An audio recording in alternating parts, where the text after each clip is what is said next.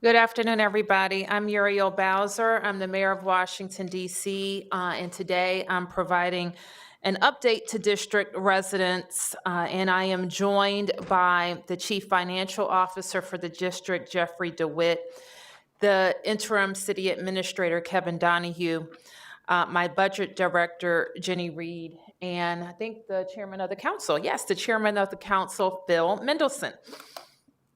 In just one moment, I'm going to hand it over to CFO DeWitt to go through our updated revenue estimates. We met with you during the summer or early summer to let you know that the CFO would provide an August update, which we came back and said that update would actually come in September. And this is the update the CFO will provide today. I want to take a moment to ask Jeff and his team for their hard work. This has not been an easy year to forecast revenue, and the CFO and his team have been nimble and flexible throughout in helping us plan the long-term response and recovery we know that the district will need. I also want to thank my budget team and all of my cabinet members. The new fiscal year begins tomorrow. With a budget that was not easy to put together the first time and certainly not the second time. I want to spend one moment as well thanking our Speaker of the House, Nancy Pelosi. On Monday, House Democrats introduced an updated HEROES Act, which would make the district whole by providing $755 million that we were shortchanged in the CARES Act. So thanks to Speaker Pelosi for her unwavering commitment to the district. And you will see during the CFO's presentation why that funding is so critical to our residents and businesses and for the future of our city. So with that, I'm going to invite the CFO to the podium.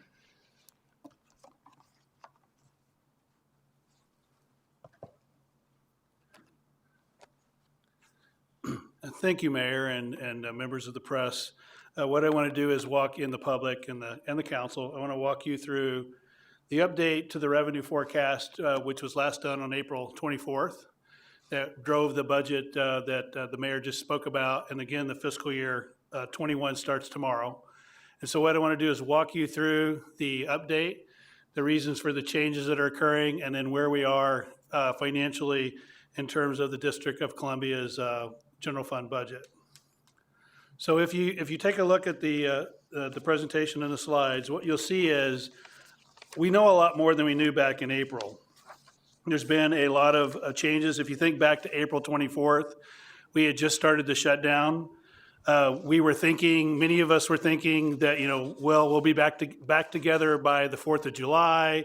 How long can this last? I remember many discussions with the hospitality industry about how do you get to the 4th of July before you can get the economy back going. So there was a lot of things that we were having to make assumptions about back in April that we now know a lot more about the virus. We know more about the timing of a vaccine.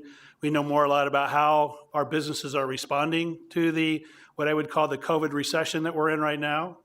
And several things happened that have changed since the April forecast. Probably the largest one is the substantial federal funding and Federal Reserve actions that prevented incomes and job losses from the levels that we were forecasting. When we did the forecast, we didn't know that there would be a $600 a week additional benefit. We didn't know the level or effectiveness of the payroll protection program that businesses have participated in. We weren't aware of the $1,200 additional payment and all the other things that have happened from the Federal Reserve actions. The municipal bond market was in collapse in April, and it's recovered to be very strong. And we were able to actually do some refinancing to help the budget because of the strong municipal market and the very low interest rates. So all that action actually helped the scars or the recession to be less than it would have been otherwise over the last 6 months. The question is, what will it look like going forward, and what, if any, federal assistance will there be? Also, if you recall back right before the shutdown happened, the stock market had fell 30%. It's recovered all those losses. It's kind of rolled back a little bit in recent weeks, but it was sort of unthinkable that we could recover the whole 30% of losses, which has happened over the last 6 months. And then at that time, there was no reopen DC recommendations. There was no advisory committee, which I had the honor and the privilege of sitting on with other folks in the district about how we would reopen to protect the district from the COVID virus and yet keep the economy going as best as possible. And those were unknown. So we were making assumptions about the timing of the recovery of the district in terms of when we would be able to get back into restaurants and stadiums being full and conventions coming back. All those questions had not yet been answered. So we were making assumptions about that. And then the reopening has been a bit slower because of the COVID recession. We are in phase 2 right now, and when we were making assumptions back in April, we had assumed we would be in what would be the equivalent of phase 3 by now. But obviously, the virus has not been cooperative in terms of that ability to do that. The things that really, when you see the forecast in just a minute, you'll see that 2020, fiscal year 2020, the year that ends today, was not as bad as expected. And that was largely due, on the income tax side, due to the federal aid that drove our income tax revenue increases. Individual income tax for 2020 increased, largely due to the additional $600 of unemployment insurance benefits that were provided. That income is taxable as income and is reported on withholding taxes by individuals. And then the PPP, the Payroll Protection Program that businesses got, helped them keep some of their employees on payroll. And as they stayed on the payroll, that also got reported as income taxes. And also better than expected is the ability and the innovations and the adaptation of the higher income workers in the district to be able to effectively telecommute and keep their businesses and economies going. And I think the district government is an example of that. We've been able to continue to collect taxes in our office. The areas that are issuing permits and areas like that have been able to continue to function. So the district government has continued to function, as is the federal government, as is many businesses, and we're not hit as hard as we were concerned about back in April when we didn't really know how people were going to adapt. And then the stock market, as I said earlier, did not crash. It crashed down 30%, but it recovered. And so that bodes well for capital gains or income that will be reported in 2020, because we haven't seen those losses to date anyway, that we were expecting when we did the forecast. And businesses as well, because the Federal Reserve actions helped them do loans, help keep interest rates low so people could borrow and keep things going. Business income has actually been stronger than expected in 2020. So that is what really is better than expected, or not as bad as expected, maybe is the best way to say it, is on the income tax side. On the updated assumptions we have on reopening, and we are still making assumptions, and until this is over, we're not going to really know what the recovery is going to look like. But back in April, we were assuming that the restrictions on bars and indoor dining would largely be reduced by the summer, and clearly we're still in a phase 2 recovery because of the COVID virus as we are today. We were assuming that large sporting events and performances would return in the spring or early 2021. We now know from the Reopen DC Advisory Committee and how things are working that having full stadiums is not likely to be coming back in early 2021. It's going to be more likely when a virus or a vaccine can be effectively deployed that allows large gatherings over 250 people. So we've updated that to be more, after calendar year 2021, more into 2022. And we were assuming back in April, again, think back of what you knew about, nobody could expect this would be going on for 6 months. But back in April, we thought probably the convention could reopen with the kickoff of the inauguration, and the events would start coming back in the spring and the summer in the convention center. But we do know that many of those conventions have been canceled for most of 2021. So we're seeing calendar year 2021 to be relatively slow, if non-existent, for regular large conventions, more of the virtual conventions that they've reopened up for. And again, the convention center business drives the hospitality industry in terms of hotels and restaurants and things like that. So really what the changes in the forecast you're going to see in a minute are the recovery is taking a bit longer than we had assumed back in April when we were guessing, based on the reality of what we now know about vaccine delivery, about where the virus is, about the actions we've had to take to keep the community safe and keep the economy going as best as possible. So you're looking at maybe a year later on conventions. You're looking at 6 months later for the reopening of restaurants and hotels in our assumptions. And those could change. It could even be longer. It could be quicker if a vaccine gets delivered quickly and it's widely deployed, and we'll talk about that in a minute. But the assumptions we're making have the hospitality industry recovering a little bit slower. And so here's the areas where we are going to be decreasing revenue in the forecast for 2021 and the out years. The sales taxes from the hospitality sector, as a reduced pace of the restrictions being able to be lifted and getting back to us all being able to go into a restaurant and eat, or going to a movie theater or a play or a baseball game, all those types of things being delayed more than we expected back in April, have pushed that out. Real property taxes, we know that there's been things like on the commercial side, rent concessions are likely to be coming in the coming months and weeks and years. And the way property tax assessments work, particularly on the commercial side, is that your net operating income that you generate drives the value of your property. So we're expecting to be some reductions in the commercial property values in 2022, which it's about a 2-year lag. So what we're seeing today is going to have an impact in 2022. Deed taxes, we think there'll be some slowing of construction or sales of property, particularly commercial property, until we get to recovery. And we're making assumptions like every economist and every government's having to make, is we're looking at, a vaccine not being effectively deployed where we can go back to large gatherings and things can kind of get back to normal, probably at the earliest the fall, a year from now, the fall of 2021. So most of 2021 is going to be when we start the recovery. And when I say start the recovery, meaning we can all get back together and we can start healing the impacts that have happened to businesses that have been shut down that provide taxes to the economy. And then, the one that is positive on one side and negative on the other, our interest rates are now down to near zero. So our reserves are going to be collecting significantly less money than they were back in April when we thought interest rates would be around 1.5%. They're now close to zero. And that's 25 to 30 million less revenue from interest earnings on our reserves because of lower interest rates. On the other side, and this is on the expense side, our debt service is probably less expensive than it was a few months ago. So we'll be able to possibly do even better on our refinancing that we're planning for in 2022 to help offset some of these impacts. And then obviously Uber, Lyft, taxi cabs and things like that are struggling because of lack of ridership, because of the COVID recession we're in, and then reduced fines and fees as parking is less and other things are less than you might have expected. So to the bottom line that everybody wants to see and know what's going on here, what we're doing is we are, in the fiscal year ends tomorrow, we've looked at the receipts that have come in from sales, income, and property taxes.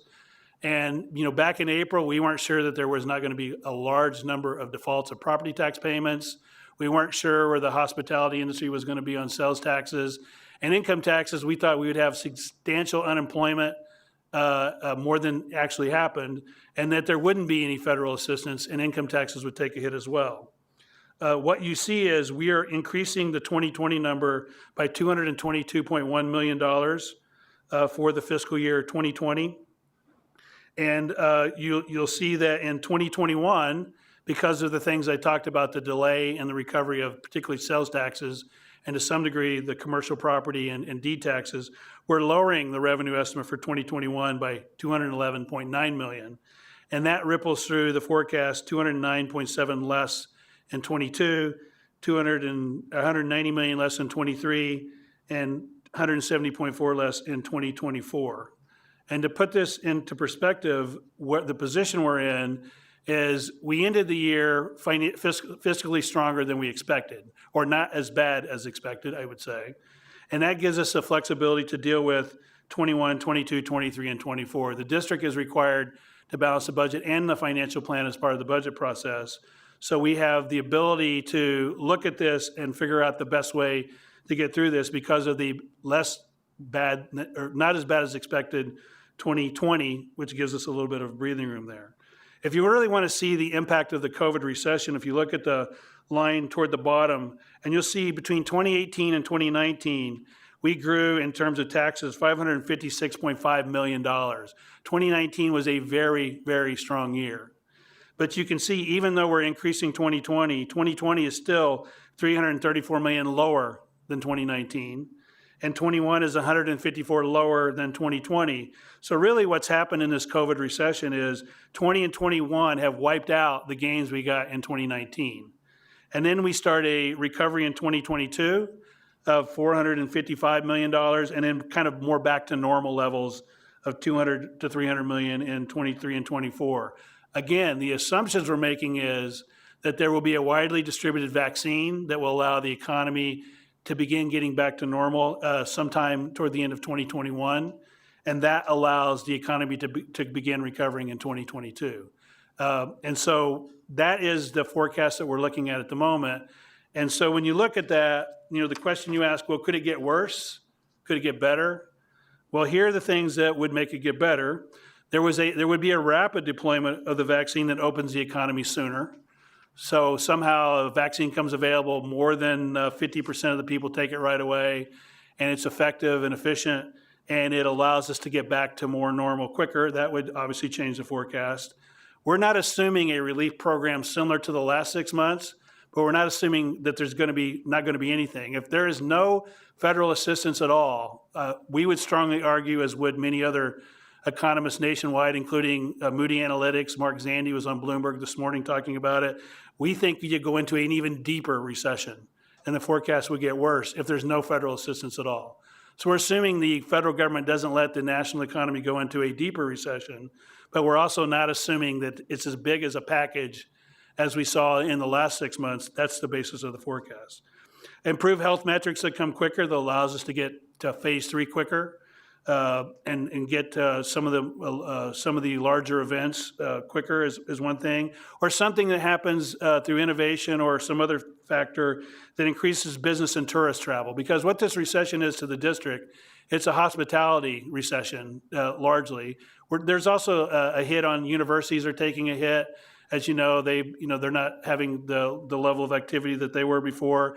And the real estate services like security and janitorial services and areas like that are also taking a hit in the economy. But 75% of the economy in the district is doing well and is strong, which is why we're able to get to the point where we are. What would make it worse? Problems with the vaccine development, where it's not accepted, it doesn't work, or it doesn't get widely distributed sometime before the end of 21. No federal program, as I mentioned earlier, which the federal program, we're in a recession. We're in a COVID-induced recession. I don't know how anyone can debate that. The federal program actually helped the scars not to be as deep. And so the question is, what is the federal government going to do? Because the impacts are bigger than any state or any city can help bail this out. And so the federal government support to help lessen the scars so we can recover quicker is important. Or there's a second wave of the virus that comes out and we have to roll back where we are now, could obviously make it worse. The recession deepens beyond the hospitality and retail sector. We have seen no evidence of that so far. The rest of the economy outside the hospitality, retail, and some of the other services I talked about are doing well. Or there's a significant stock market decline. We're basically assuming the stock market stays where it is now. It may go up, it may go down, but by the end of the year, it stays where it is now. If it goes down 30% like it did, back in March, then obviously the forecast would change. So that gives you a feel where the forecast is. We have not as bad as expected 2020, and we have lowered the forecast in the out years, again, largely driven by delays in being able to get the economy to recover in the hospitality sector. But overall, it gives us, we are in a position as a district government, we're very financially strong. We had a responsible budget that used our reserves responsibly, made the adjustments responsibly that put us in a good position at the end of this fiscal year. But we have reduced the revenue that requires at some point actions by the government to bring it back into balance. with some resources that are unexpectedly available in 2021 as part of that solution. And as the mayor mentioned, hopefully some additional CARES Act money and other factors that can be considered. So that is the forecast. Our letter should be online by now. So you can go to CFO.dc.gov and see the revenue letter that supports all this. And we'd be glad to, take any calls. David Umansky is here to take any calls, to answer any questions you may have about the letter or about the presentation. So, Mayor? Thank you. Yep.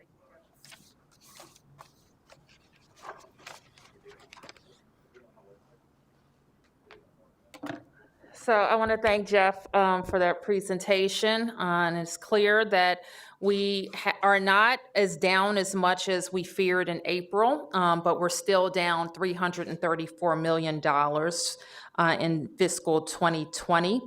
And we are losing more than we thought in fiscal 21, which starts tomorrow. Which all means we have work to do, and I look forward in the coming days and weeks in conversation with Chairman Mendelson about how we will approach what we need to do in fiscal 2021.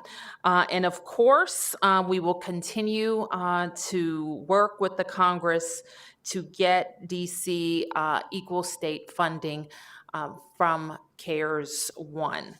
So with that, Chairman Mendelson, do you want to make a statement? I'll never turn down an opportunity, Mayor Bowser, but I will be very brief. The revenue estimates remind us that our financial situation is sobering, but it is one that, because of our financial management over the last decade or two, if you go back to the Revitalization Act, we're in a better position to weather what's happening. What I really would like to see from the CFO at some point is a comparison with other jurisdictions, because my impression is that while we are looking at, a $334 million reduction from the revenue last year, that our situation, or what we were seeing in other jurisdictions, is more dire, and what they are doing or will have to do is greater. They will have to be cutting spending, cutting what they're doing in social services, and also weakening their financial stability. For instance, I'm sure some jurisdictions will be looking at reducing their payments to pension, which we're not doing. So we're maintaining the measures for fiscal strength that we need to, not having to confront the social service cuts that we're seeing in other jurisdictions. But nonetheless, this is not a pretty picture. And so I will be working with the executive and the mayor over the next few weeks to see what steps we have to take. Thank you. Thank you, Phil. Questions? Questions? Oh, yes. Yes, sir. Questions? Thank you. Let me go start with James. James? Because you have this deficit, tax increases is a part of the conversation. Are we looking at tax increases in terms of high income earners, or are we going to go back to the ad tax that was proposed and shot down recently? James, as we've said, we will spend some time thinking about how to approach fiscal 2021, and we're in a better position to do that, given that we had better news about fiscal 20. So we will be having those conversations certainly on my team, and then I will talk to the chairman about what our approach would be. Yes, sir. Mayor, had you gotten the 755 that you were talking about, would that have changed this, or maybe not? Well, not exactly, Sam, because the 755, as you know, is really focused on COVID response and recovery. It's a stimulus, if you will. And we have spent, it's emergency response and it's stimulus. And so we have spent the last several weeks talking about the many needs that COVID has created for our business community and our response and getting back to normal government operations. Basically, what you see in our 21 budget and throughout is what it takes to run our government. And what the CARES money, the 755 that remains, and let me just remind everybody what we're talking about. I guess that was June. Back in June, the federal government passed the CARES Act, which gave every state a minimum of $1.25 billion.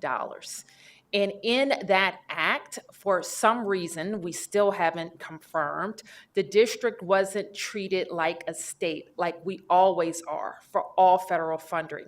We were given territorial status and territorial funding. So we only got $495 million, which we have planned for, committed, and will use for COVID response. The delta is $755 million, which was the minimum payment to states. And so that is what we continue to argue for. Yes, any other questions? Mark, did you have a question? I have a few, thank you. So Okay. if I could just be clear, Mr. DeWitt, on, because, so did we end 2020? Because I'm looking at this column, you threw a lot of numbers at us. And so. That's what I do, I yes. know, I get that. I'd like to sit down with you and Dr. Nesbitt and talk about it. We would be glad together to do that, I'm sure. So did we end 2020 in the hole? We ended with, so the number that you see in the table is what the budget was based on for 2020. So the mayor and the council balanced 2020 and 2021. So the money that we had allocated to spend in. This is subsequent to your revised. Yeah. So there's 222 million more than was allocated in the budget for 2020. Okay. So that's going to fall when we get through closing the year. So what is this 334 million shortfall? That's the amount that we dropped from 2019. So what I was trying to show you is that even though we increased the revenue estimate for 2020, it's still 345 million lower than 2019 was. Okay, but So- so, and this is all in addition to the 1.5 billion shortfall that you projected in April, right? Yeah. So and that's a great point. So if you take the 20 and 21 hole that the mayor and the council had to fill, it was $1.5 billion. We're up about 222 for 2020, and we're down 221 so we're still at about $1.5 billion.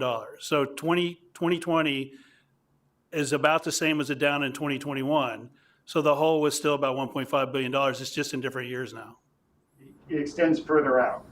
Yeah, and then there's a hole in the out years as well that extends further out. And the hole for 2021 is 1.54 deeper than you thought before. No, it's So it's 212. It's 211. yeah, 212. So yes, it's 212 deeper than we thought when we did the April forecast. Okay. So the budget that was balanced for 20 and 21 that the council was required to do has 222 more in 20 and 212 less in 21. So that 222 surplus, is that fair to say, from 20? It will end up in the fund balance when we close the fiscal year out. That's what I'm asking. Where is that? Can that money be paid forward to 2021 to help fill those holes? That would be an option the mayor and council can consider. Yes. Okay, I appreciate that Yeah. clarification. Thank you.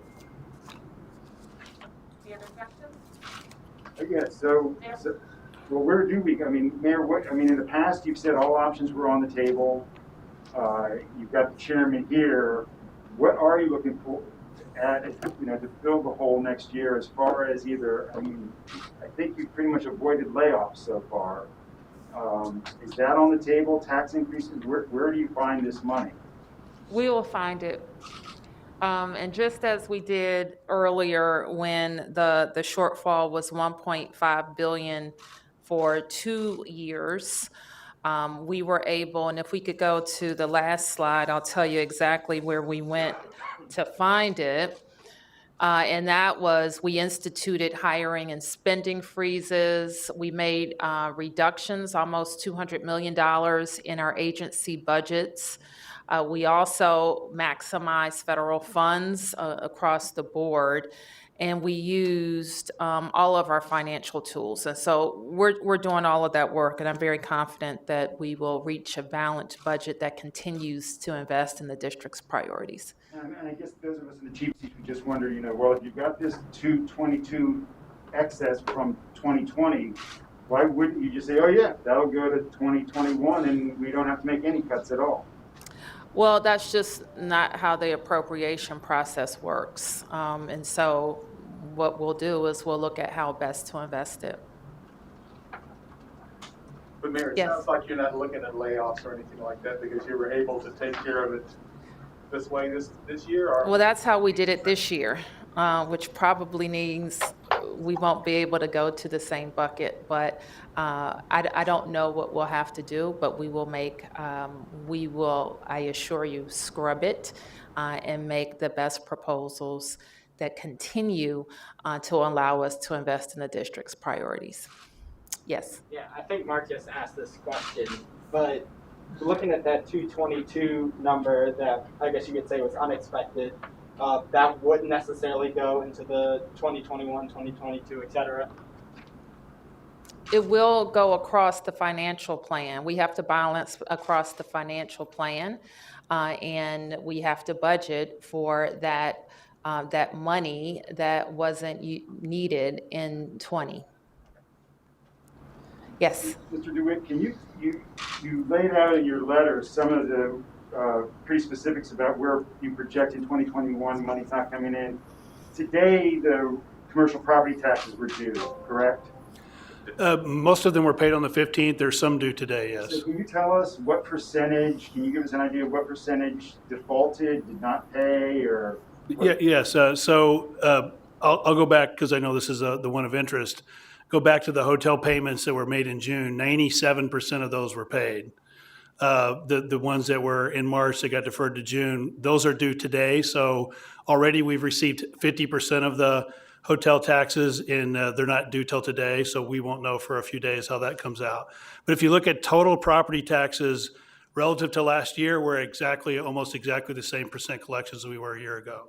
So we're not seeing a drop off in property taxes, probably due to factors that if you don't pay property taxes, the mortgage company is going to pay it. And if you don't pay property taxes, when you sell the property or if it goes into bankruptcy, property taxes are the first thing paid. So not unlike the 2009 recession, the current COVID recession that we're in, we're seeing property tax payments consistent with historical levels. So we're not seeing a large level of defaults like we were worried about back in April. We didn't know how that was going to work out. Okay, we'll take a couple more. Yes, Jane? Yeah, Mr. DeWitt, I'm just curious, the eviction ban, has that had any effect in terms of collecting taxes from landlords? We are the sales taxes and property taxes have all come in as expected. So we haven't seen impacts of that yet. The issue will be on property taxes as landlords or commercial property owners, whether it's commercial or multifamily, collect less money. They make less net income, and lower net income typically means your property is worth less. So that is the long-term impact of not getting your rent as it's coming in. But so far, no, we have not seen impacts on property tax payments or sales tax or business taxes that are any different than they've been historically so far. And that is fortunate because we weren't sure how that was going to come out back in April. Okay, yes, sir. Mayor Bowser, would there be consideration to proposing a supplemental budget to address the 2021 fiscal law? That would be the process, yes. Other question? Mark. And yes, okay, I'll just take one more swing at this. This is not unexpected that the revenue forecast would be adjusted. I mean, we've been waiting for this since August. What is on your list of things that you're considering? If not moving that $212 million, $22 million over to next year, what options are you looking at as far as cuts to fill that gap? When we have a proposal, we'll share it with you. I'm not gonna just spitball it. It's too important. Yes. Yes, one of our reporters is interested in the Kennedy Center. Apparently they have a rooftop plan and have some events there. And the thought was that they would have more than 300 people, and it was concern about that. I understand that the rooftop, that they put it on hold. But is the city basically equally enforcing these matters when you say they're going to have a party at the rooftop? Are they restricted like restaurants or everybody else? Well, my understanding is that the Kennedy Center will not be doing that event. And I think you know that they participate in our waiver program for live entertainment. And that is kind of our relationship right now with the activity at the Kennedy Center. Are they restricted in the number of people that can participate in their events? Yes, they are. They are restricted to 50 people participating in their live entertainment events. I understand that they have a vendor and that was going to provide food and beverage on the rooftop. And we invited the Heist group to participate in our outdoor live entertainment pilot. And they no longer, they indicated that they didn't want to participate in that pilot because they would operate as a restaurant. And I think the Kennedy Center decided that they don't want that many people there. My other question is, what is your reaction to the presidential debate last night? I found it, I thought it was really sad for everybody involved. And I thought it was especially sad for our country. I just thought it was sad. I don't know how else to say it. I'm a person who loves debates. I love political debates. I've been to several of them. I've participated in many. And I just think it's a great opportunity to talk about policies and why somebody should hire you for a job.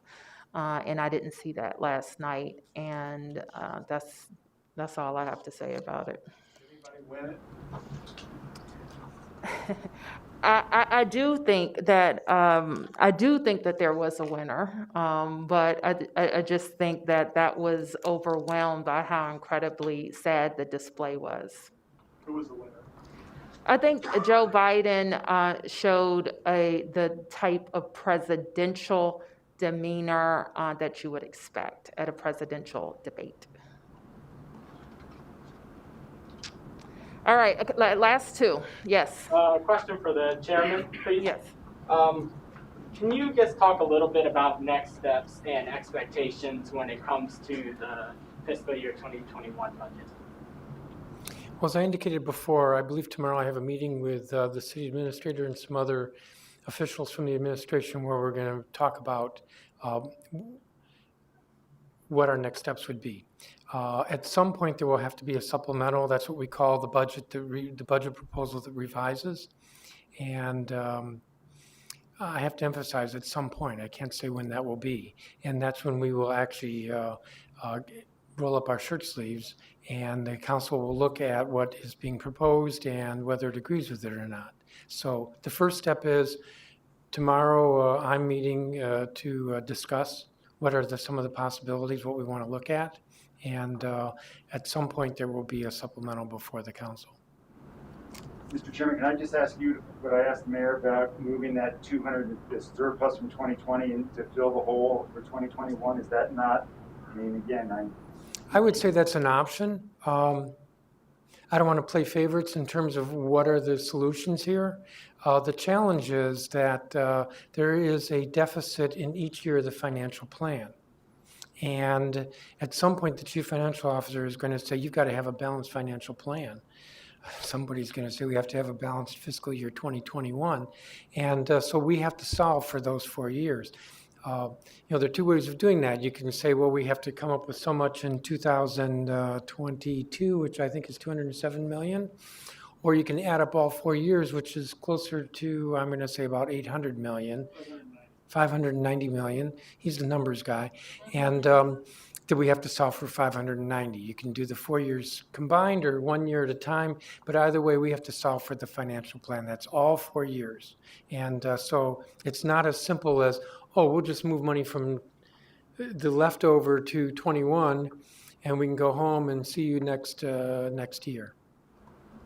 The 590 is taking the 221 as the 590 is taking the 221 and 20. So if you look at all the numbers across, it's about 590 million if you use the 221. If you don't, it's closer to 800. Fill the hole for those out years. Correct. Thank you very much. But I think, and this is my final thought, what hasn't emerged in this conversation is, do we have more emergent needs that have developed? And that is part of what I'm charging my team to think about as we go into 2021. Do we need to focus on more emergent needs and spending to address COVID and to stimulate our way out of COVID? And so that is part of our discussion. Thank you, everybody.